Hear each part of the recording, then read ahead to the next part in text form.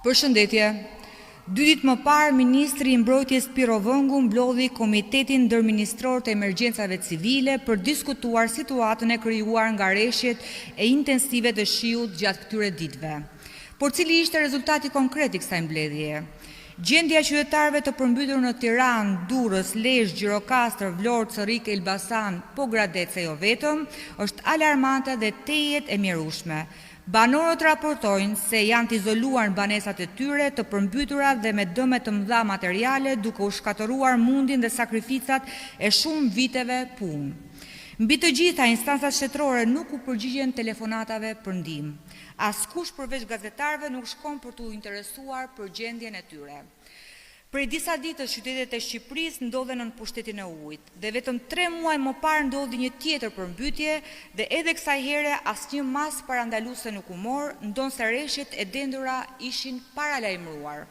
Si çdo herë, pushtetarët e kësaj qeverie sapo bie shi, veshin çizmet e propagandës dhe shëtisin në për pseudo inspektime, ndërkohë që realiteti për qytetarët është katastrofik. Masat parandaluese munguan plotësisht dhe reagimi erdhi vetëm pasi dëmi ishte shkaktuar. Kanalet dhe pusetat vijojnë të jenë të bllokuara si pasojë e mungesës së investimeve serioze, pavarësisht se miliona euro janë shpenzuar për hidrovor që sot rezultojnë të jenë të paaft për të përballuar këtë situatë. Në fund, fatura e kësaj paaftësie dhe papërgjegjshmëria i shkon gjithmonë qytetarëve. Ligji është i qartë, prandaj Partia Demokratike kërkon shpalljen e gjendjes së jashtëzakonshme në zonat e përmbytura. Shteti duhet marrë përgjegjësi të plotë për dëmshpërblimin e banorëve dhe bizneseve të prekura. Shqipëria nuk qeveriset me propagandë, por me veprime konkrete.